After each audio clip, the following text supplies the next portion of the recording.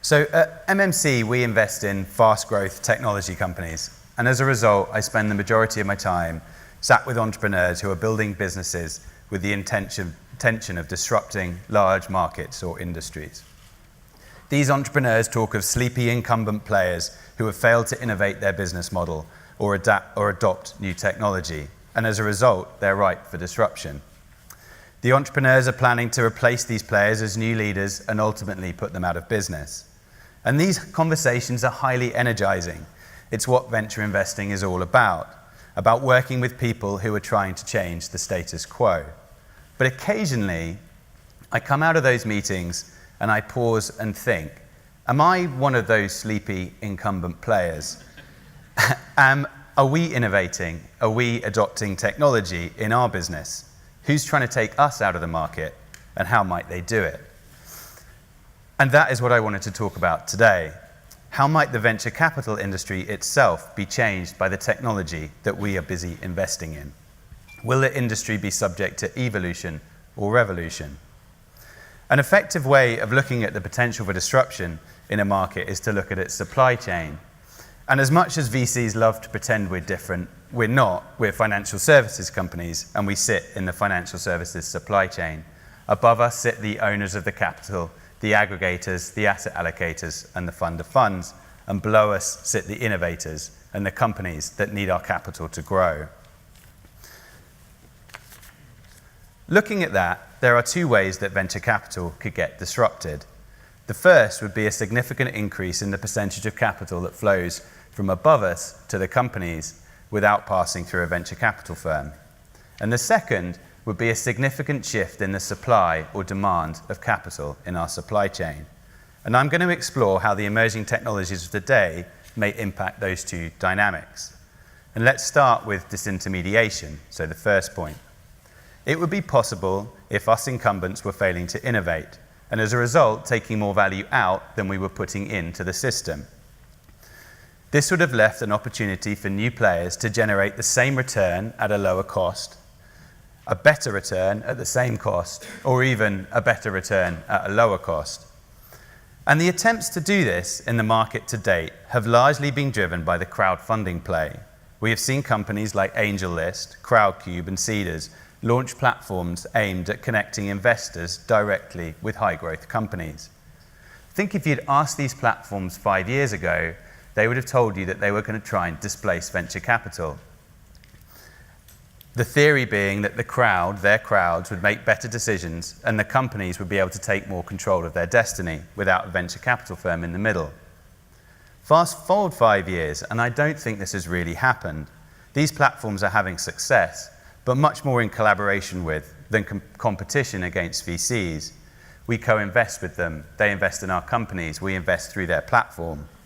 And I don't feel like they've taken any significant capital away from the venture capital industry.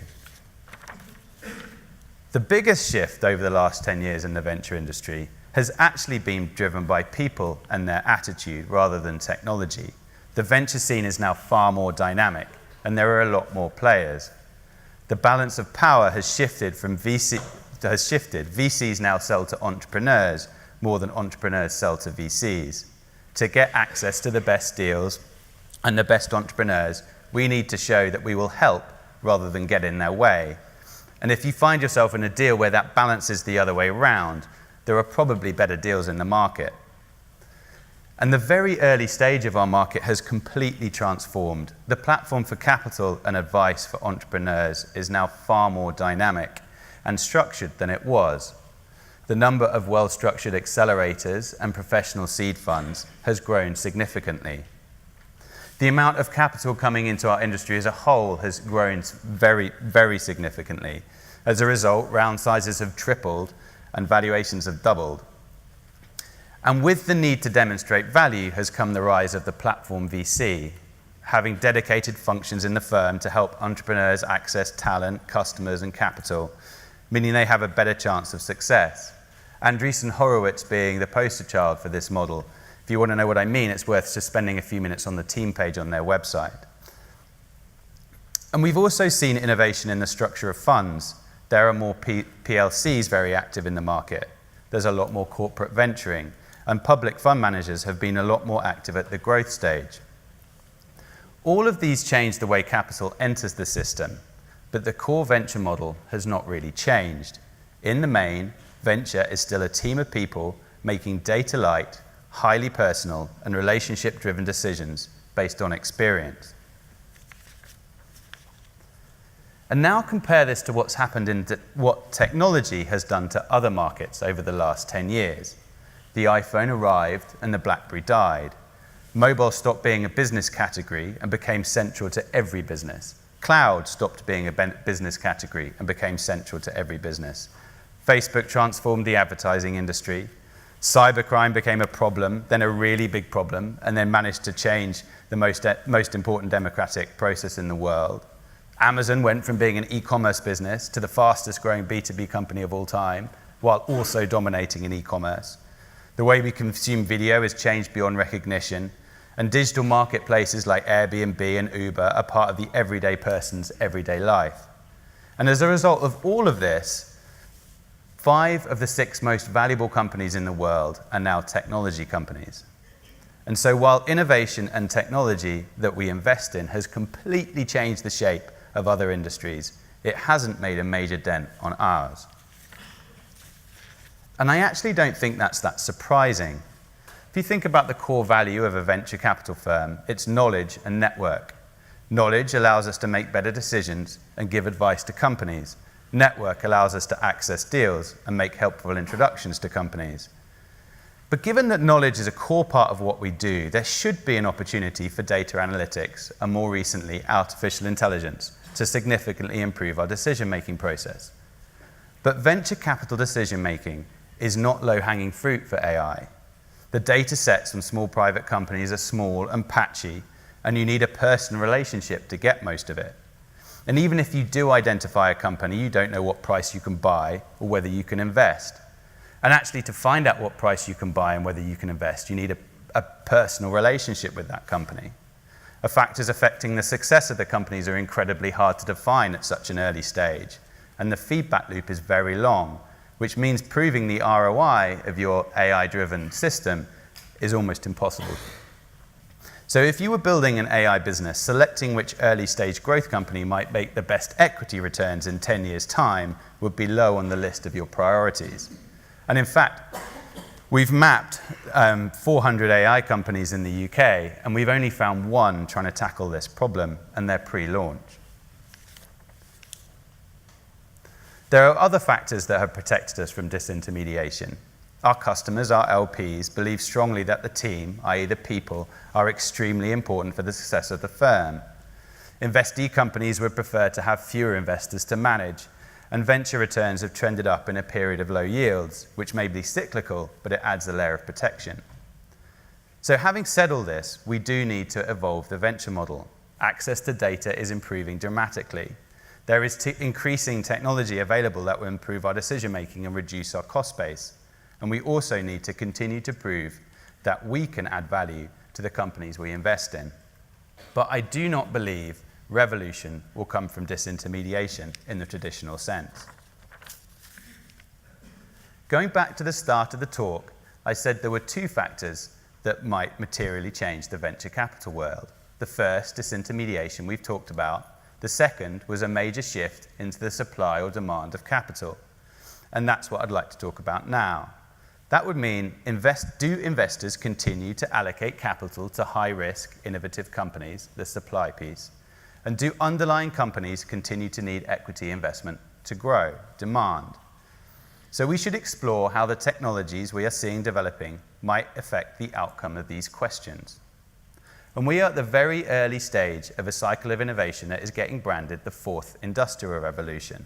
And I want to focus on 2 core enabling technologies of this revolution: artificial intelligence and the blockchain, starting with AI.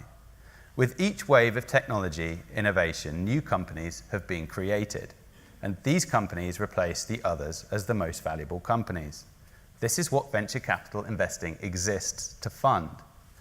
But the way AI plays into this cycle of innovation may change this dynamic. As always, large incumbent players have a significant advantage over the companies that are trying to disrupt them. Their scale gives them cheaper supply. They have traditional network effects from their large customer bases. They have strong brands, which gives trust, and they have enormous R&D and acquisition budgets. And as you would expect, they are expanding vertically and horizontally to find growth. But there is a new factor that needs some thought.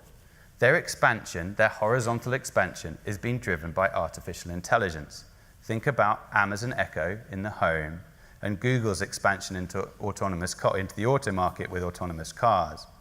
And in AI, there is a second network effect that hasn't been present in the past, and it comes from data. If you're building an intelligent system, access to data significantly improves that system's ability to learn, and hence improves its performance.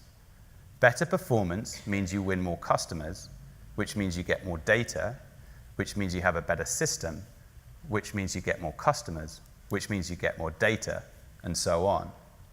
And these large technology companies have a huge data advantage over the companies that will try to disrupt them. So if AI is driving the next cycle of innovation, then the companies that have the most intelligent systems are likely to win. And on today's evidence, the existing players have a significant advantage. And if they do win, then in this cycle of innovation, less value will be passed from old companies to new companies, and that would make venture investing a lot harder. It would also mean that capital can access innovation through the public markets, both of which might reduce the supply of capital. I'd call this scenario hypercentralization. The shift to intelligent systems consolidates power in the companies that own the systems, and a few super competitors dominate.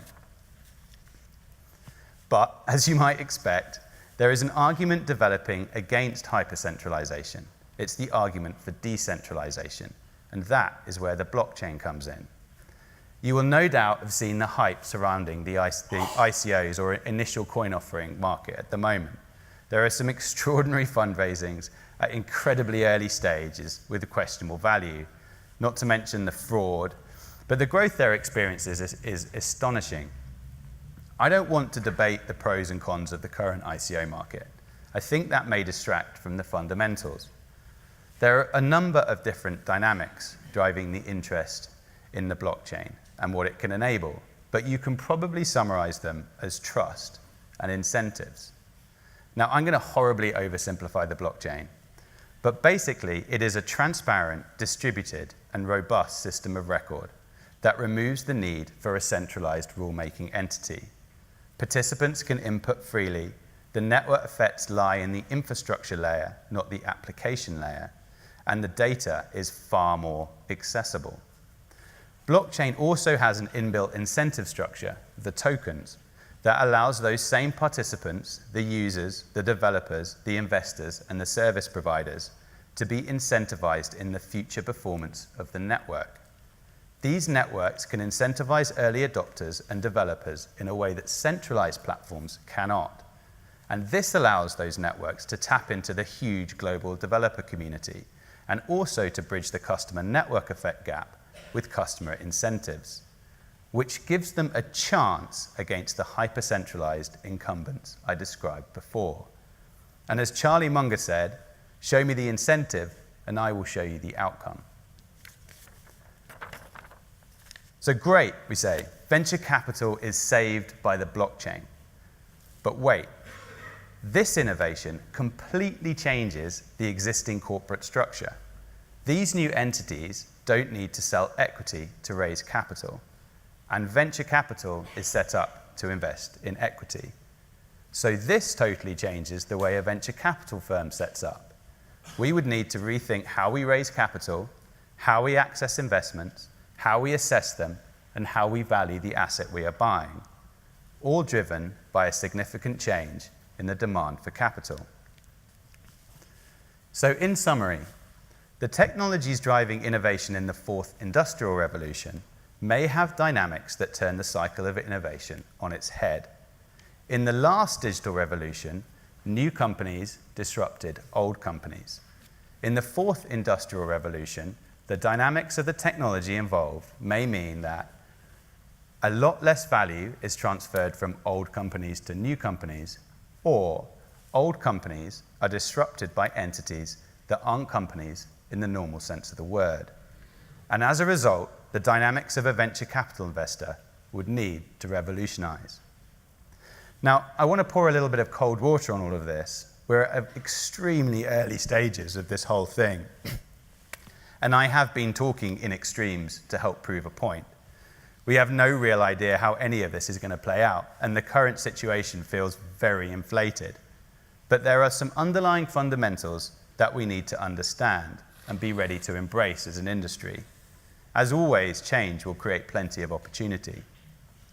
And the only thing we can be certain of is we don't know what will happen. So a talk like this should not end with conclusions, but questions. And I believe those questions are, 1, how do we continue to innovate our model and adopt technology to make better decisions and add more value? 2, how does venture sustain its value in a world where a few large companies have dominant technology platforms? And 3, how does venture remain relevant in a decentralized world? Thank you.